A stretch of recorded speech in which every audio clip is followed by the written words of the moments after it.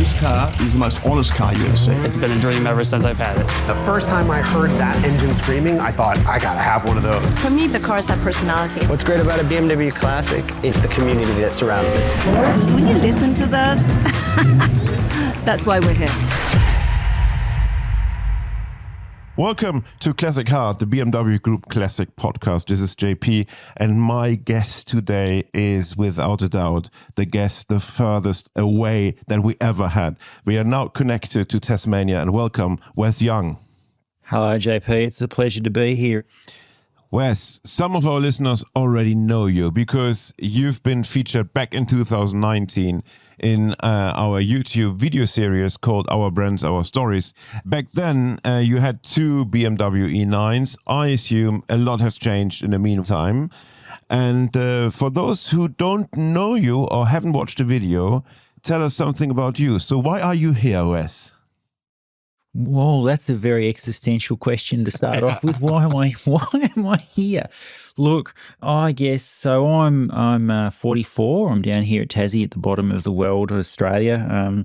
Most Europeans either confuse Tasmania with Tanzania, which is in Africa, or they know about Tasmania because it's where the Tasmanian devil, as featured on the Looney Tunes cartoons, is from.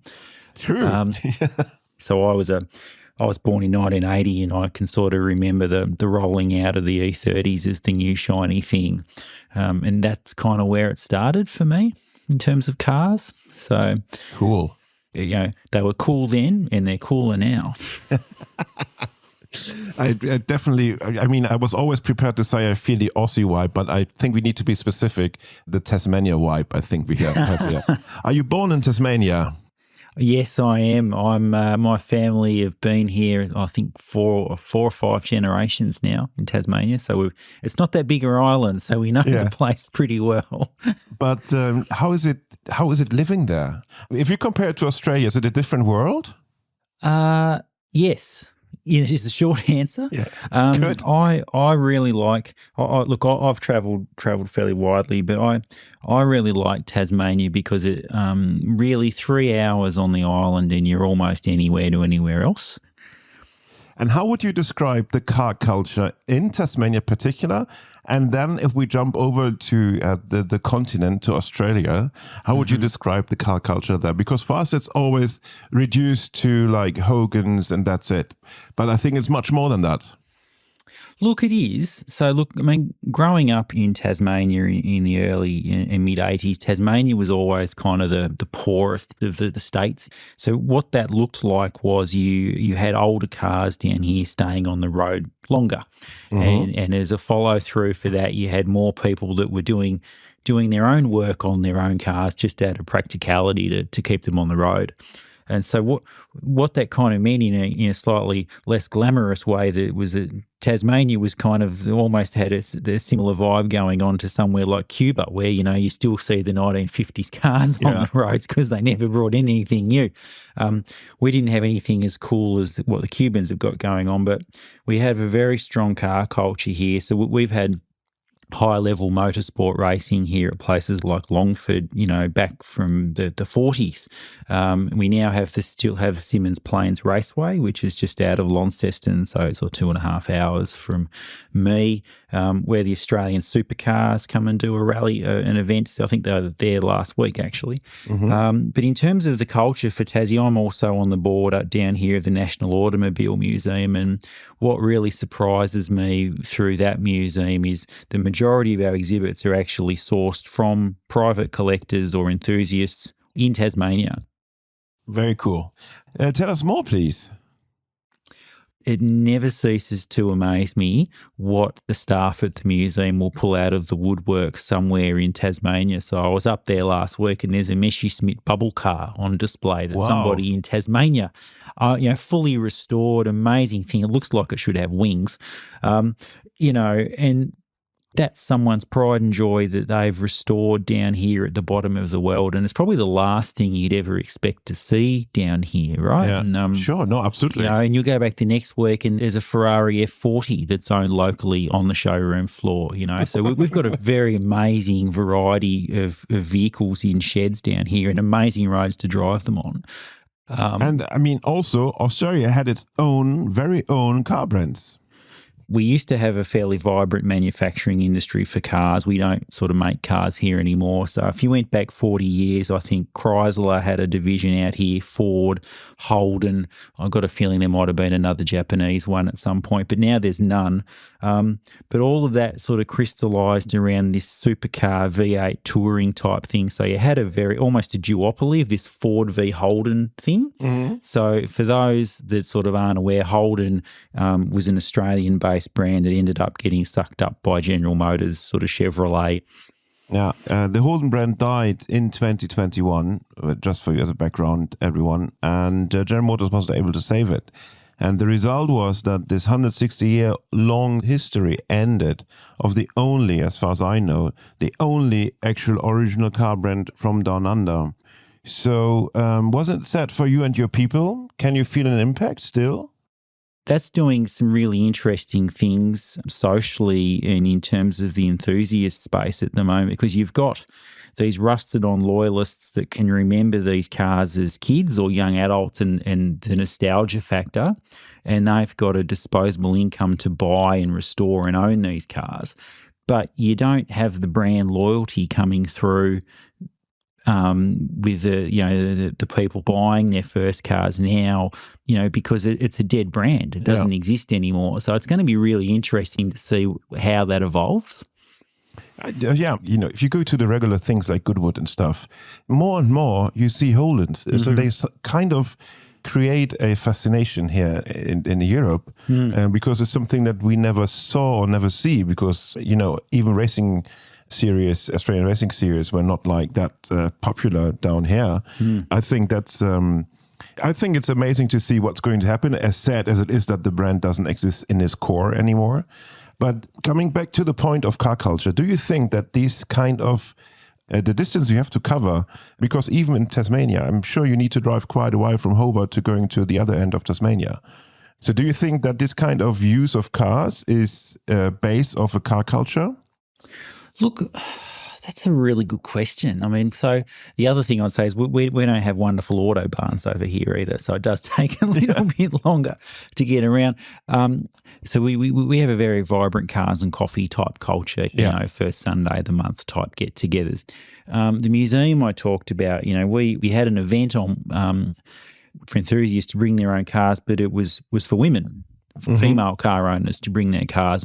And it ended up being one of the biggest events that we'd ever had of people turning up because they, people came with their daughters or older women brought their dad's car or their sister. And the other thing I think that's a really growing segment of car culture and interest out here is actually Japanese cars and Japanese classics. Like I don't know what it's like in Europe at the moment, but in Australia, that early 1970s and 80s Japanese cool type stuff is very, very desirable these days. They're very collectible now. That's the same here as well, especially cars that made for the domestic market, so like the JDMs. That's very big here as well. And I think because of the connection between Australia as a country and Japan, I think that's also part of the culture. I reckon you're right because I think one of the early export markets for Japan was Australia. So we were getting Japanese cars out here in the late 50s, and then it really sort of took off from the 60s onwards. And you've got to remember, like Japan wasn't a great industrial power in the early to mid 1950s because they were still rebuilding. So it is truly quite remarkable.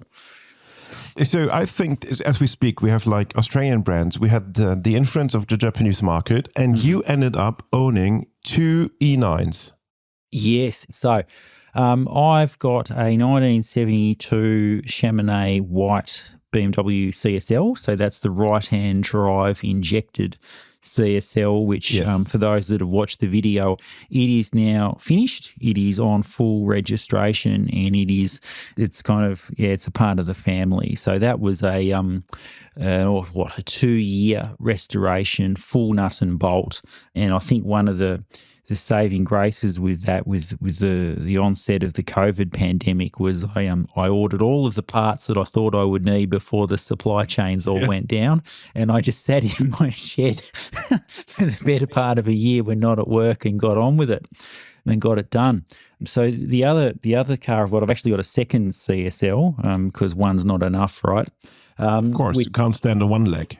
No, that's right. That's right. So, which only arrived here a few weeks ago in a container from South Africa in pieces. But this one is really interesting because this is a left-hand drive carburetted CSL. So this is a 1971 car and one of the first 169 prototypes. Yeah, cool. So that was a 2-year process to get that from South Africa to here.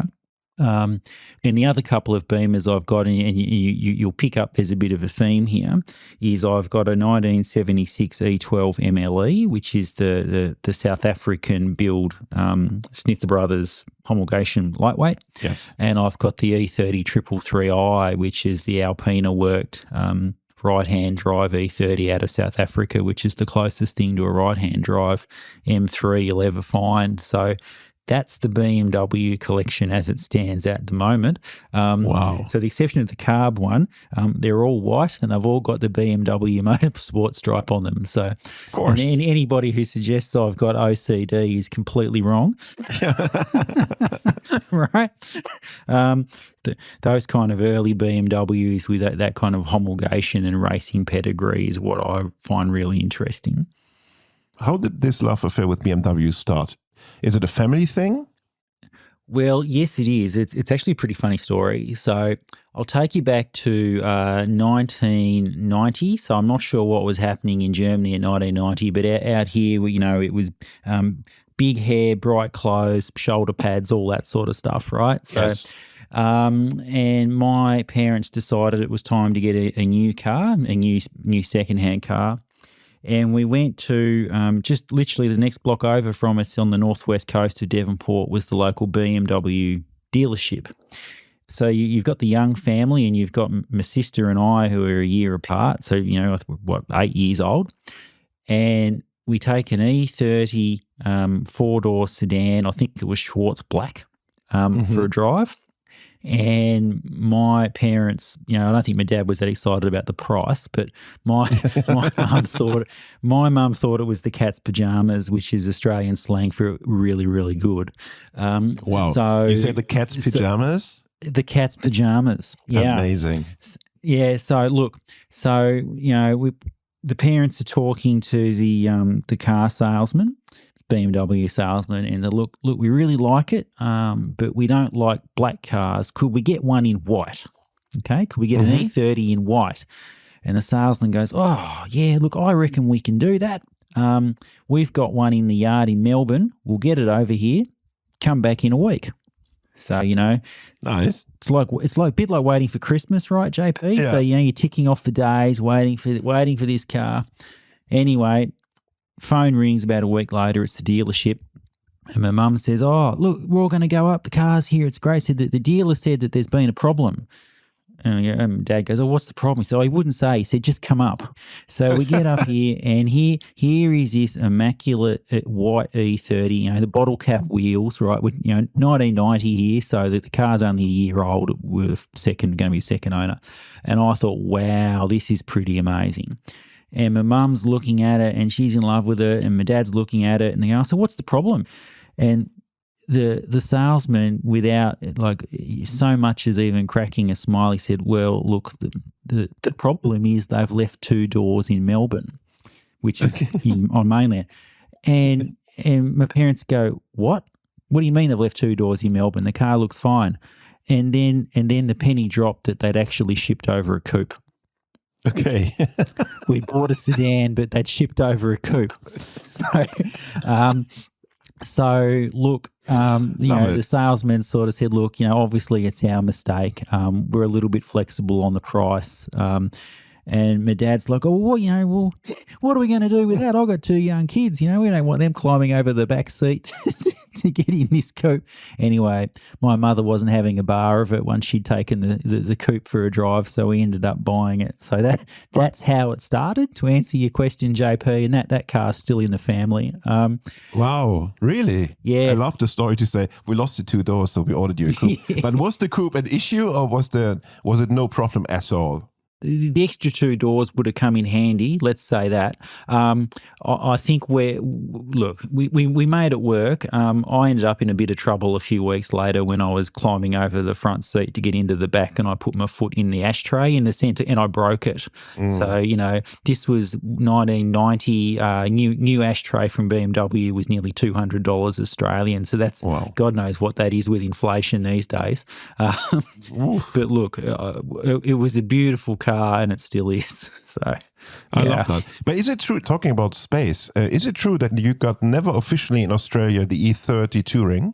I don't think we got the E30 Touring. No, I just read it and I was amazed by this. I think a Touring would bring so much ease for all the needs in Australia, in a sense. Absolutely. I just was amazed by that fact that sometimes it's really funny to understand how cars and models are introduced to markets.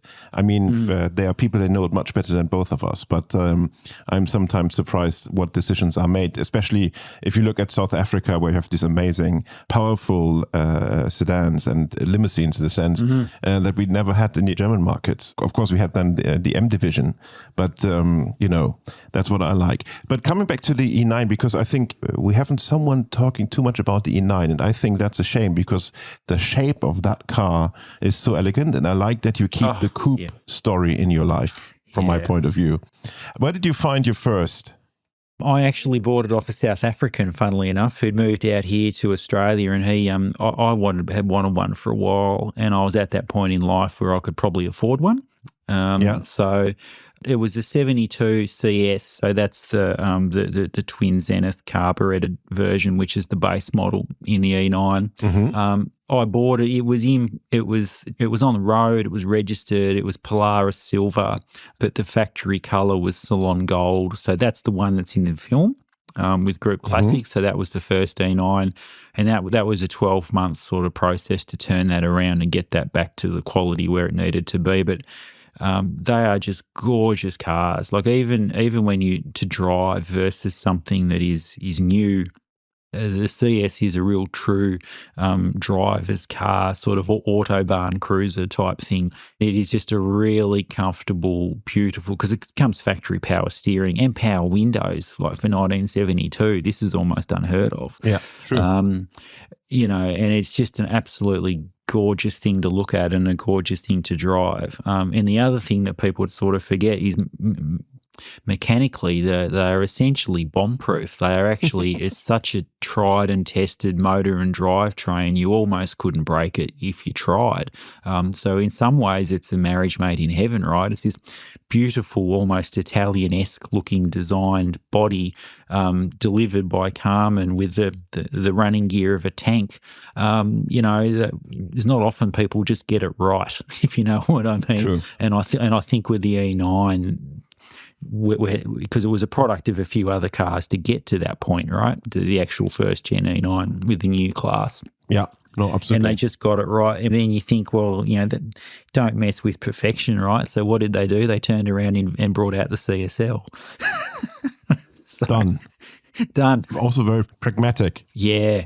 Yeah, and the CSL is a completely different car again to drive, So I don't know if you've ever been in one, but it's hot, it's fast, it's loud. That they don't have power steering. Like there's absolutely nothing in there for creature comfort, and I really like that because that's what it was built for. It was built to go fast and win races. So, Yeah. So, yeah, absolutely. And the comparison, I really like that you could have the option to go for the rough animal in a sense. But I think what makes D9 also very special is the kind of sportiness and look. That's something that's very unique to this car. And I think it's quite large. For a coupe, it's quite large. Of course, relatively to nowadays cars, it's very small. But at its time, if you compare it to even to 2002, then you saw how larger it looks like. So I think the E9, I might be wrong here. I think that might be one of the first BMWs out of the new class that came with the kidney grills and the twin headlights that are just so synonymous, right, with the BMW brand. You know, we all kind of drool over what's called the Hofmeister kink, right, which is the swoop off the back of the roof. But the blooming front end of the thing's pretty good looking as well. You know, those headlights and the grill, because that design influence, we still see it today. I mean, Willem Hofmeister, who penned this car for the first time, or the baseline for this car at least, still is so present in whole BMW history.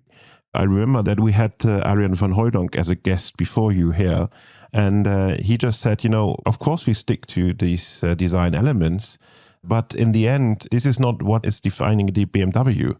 You will see a BMW on the road in traffic in America, on roads, for example, and you will exactly see it's a BMW, and that's not because you see the Hofmeister kink. They will all keep it, but that's just elements around it. So we have to be also a bit open for these kind of design things. I'm not saying that I agree with every new design. Look, I think that's right. But the other thing I'd say is sometimes, you know, new design or design that's kind of bold or brave, it can sometimes arrive too early and takes people a while. Like, I mean, let's not forget, like, Parisians hated the Eiffel Tower, right? Exactly. Go and ask them what they think about it now. You know, the BMW 507 commercially was a flop. Ask people what they think about it now. Arguably one of the most beautiful cars ever built. Yeah, true. Sometimes it just needs time for people to get their head around what actually is the design intent and the design language, right? And also we get used to it in a sense as well. You know, this is why it's so important to see cars on the road, because then you get used to the design language or to design elements, and that's it. And in the end, it's about the drive and the packaging all together.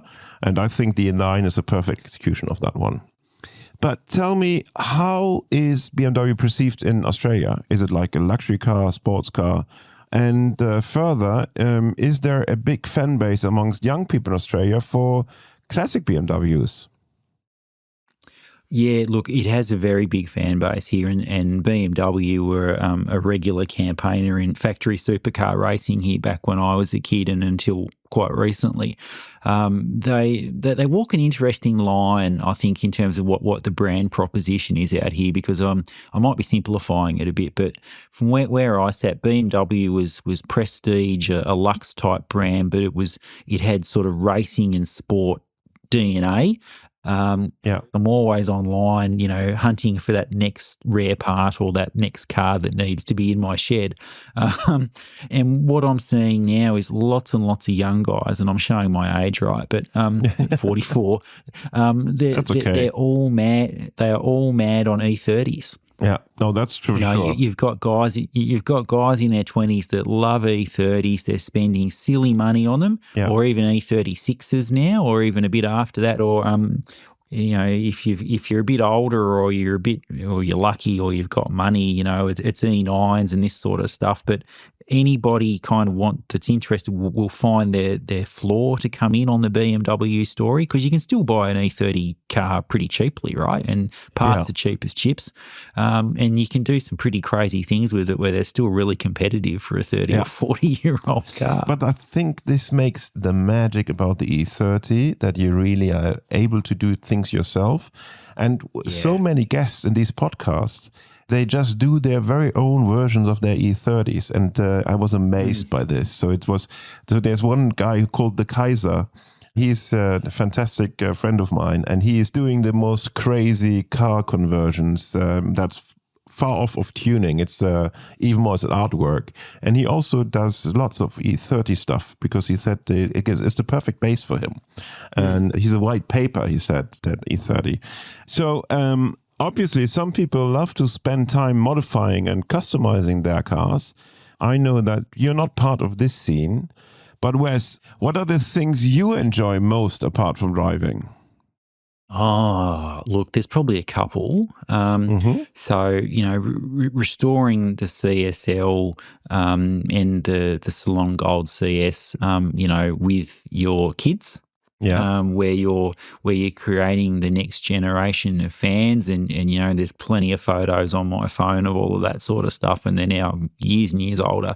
But you made memories and stories, and your kids are invested in what you're invested in. But the thing that is of the real value is the memories and connections you make when you're doing stuff with cars, whether that be making lifelong friends, which I've done with people all over the world, or just you know, getting angry and rapping your knuckles, turning wrenches, you know, with your 5-year-old daughter on a Sunday trying to fix something while she passes you the wrenches. Yeah. You know, you can't put a price on that. The other thing that I really liked is on, you know, documenting the history of the car. An example of that would be my E12 MLE, which was actually the BMW press car. So it was the official BMW press car. Yeah. And that car came to me, I think I'm the first non-South African to actually own it. It's got all the original number plates. It's got a history file probably a foot thick, right? No receipts ever been thrown away. Every newspaper clipping it did. And now I'm adding my own layer to that history because I'm the custodian for a while. I mean, that's what we all are. We're all custodians. We drive the cars, we enjoy the cars, we take care of them, treat them well, and then we pass them on to the next generation. And here, Wes, do you think you will pass your cars on to your children one day? Look, my daughter says that she wants to keep all the cars. I'm not sure whether it's to keep them so she can sell them, but I think she genuinely wants to keep them. I mean, she was pretty upset when I let that gold relatively speaking, upset when I let the gold CS go, but I understood why. So look, there's definitely a keen interest there, you know, but you just foster it. You just don't, you know, see where it goes. There's no pressure. She might want something else. She's also mad on horses, so maybe it'll end up being, you know, the horse of the car. Yeah. Wes, we have a little element in our podcast which we call the pit stop. That means I will ask you a couple of questions where I would like you to answer as quick as possible. Yeah, all right. So are you ready for our little pit stop? Yeah, no, hit me. 4 wheels or 2 wheels? 4. Black or colorful? Black. Black or white? I know that answer. White. Mint condition or enthusiastically driven condition? Enthusiastically driven by me. Driving alone or driving with passengers? Alone, because I scare my passengers. Driving or being driven? Driving. Car sharing or no car? No car sharing. Sorry. Road trip or racetrack? What's the difference? I'll be very German on this one. Road trip or racetrack? No, I know, and I'm saying what's the difference? So I've been told I drive the same on the road or on the racetrack. But look, I probably prefer the more road. The travel is more the idea, like the traveling or doing a race. Yeah, I know. It's my Australian humour. So look, I think I would have to. I'd probably have to say the road. Autobahn or country road? Autobahn. Yeah. Stick shift or pedals? Stick shift. Petrol or diesel? It's got to be petrol. Diesel or electric? Ooh. I'm going to go electric. Electric or no car? No, electric. Engine in the front or in the back? Oh, that's a loaded question. It's got to, front. Front. Engine in the front or in the middle? Front. Left-hand drive or right-hand drive? Right-hand drive, just. Sell or keep? I lean to keep. I prefer to keep. Buy at auction or buy at a dealer? Look, I probably don't prefer either, but I would go with an auction because you actually know who you're bidding against at an auction. Okay. Dealers, sale from a dealer or from a private person? Private person. Last question. Radio on or off while driving? Oh, radio on. Very good. What's on the radio then, Wes? Thank you very much Oh. first, but what's on the radio? Look, I'm showing my age here. It's probably some 1990s alternate rock or something like that, or Queen. My kids seem to like Queen. We do have the occasional debate over what's to be on, but the simple rule is who's driving gets to decide what's on the radio. Yeah, that's the who drives decide. I mean, that is also a little rhyme, so that's okay. I think the most common answer on the song is actually Queen. That's one of the top list, if I speak about that. We've actually got an Australian band out here called AC/DC. I don't know if they're fairly big. I don't know if you've heard of them in Germany. Somehow they've actually got a song called Highway to Hell. Yes. So there's probably a couple of roads out here that'd be appropriate for. I mean, hopefully we don't have to take the highway to hell literally. Because I think that would be the end of the road. Another famous song for driving, by the way. But Wes, what would you recommend as a tour through Tasmania? I imagine there's lots to see. Let's say we start in the capital, Hobart. All right, so look, here's Wes's classic road trip tip. So look, don't tell anybody, it's a secret though, okay? So, so the first mistake people make coming to Tasmania for the first time is to think that they'll see everything in one day. So first off, do it properly, have about a week, okay? Yeah. So if you're coming into Hobart, I would then get yourself a really good hire car, something that's a bit sporty, and then I'd go west. So I would go up the west coast of Tasmania, which takes you over some mountains, through some mountain ranges, and up into the west coast is on the edge of the Indian Ocean.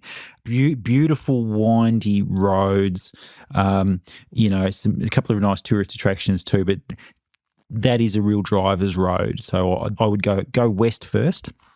So then I'd stop at a place called Strawn, do a night there, do a cruise up into the World Heritage area. So, that would be worth a look. Then I'd get back in the car the next day and I'd head north towards the northwest coast in Burnie and Devonport.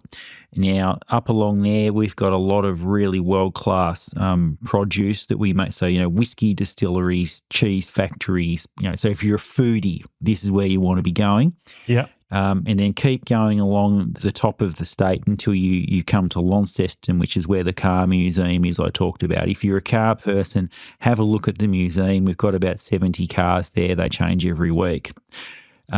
Launceston is in the head of a place called the Tamar Valley on the Tamar River, and it's one of our premier wine regions. So we do really good wine out here, like world-class wine. And then I'd head across and I'd do a drive called the Great Eastern Drive, which takes you down the east coast of Tasmania. So the east coast of Tasmania, not just in terms of the compass, but it's completely opposite to the west coast. It's dry, it's open, there's lots of big beaches. It's a really great open touring road. And it just goes for miles and miles and miles, and the scenery is just gorgeous. And then that brings you back down into Hobart. We're only a fairly small island, but we've got several different climates and things microclimates going on, and it's got something for everybody, So nice. That'd be my advice. Wes, thank you very much for this advice and all the other insights into the world of Tasmania. You really gave me, and I'm certainly sure also for some of our listeners, a great inspiration to plan a road trip there and experience the interesting nature and, of course, the car scene. Thank you very much for being our guest today. That meant a lot. And still, Wes, you are the first one from Tasmania who joined the Classic Heart family. So thank you very, very much for this. And I'm sending all my best over to Down Under. It's been an absolute delight to talk to you, JP. Thank you very much. And I would like to remind all of you, if you like what you hear, please do us a favor and hit the subscribe button and you will never miss one of our episodes. And also, if you like what we do, please leave us some stars rating that will help us and you and other friends to find our little podcast. And the podcast would not have been possible with a great team behind it. So it's Marcus and Alex from Scenario Studio in Munich, and we have Federica von Königswald, who is our editor, and of course the one who holds all the ends together is Robin. Thank you very much for everyone joining in, and Wes, thank you very much to Tasmania, and now have a great dinner. Thank you. Yeah, perfect. Thank you very much. Bye bye.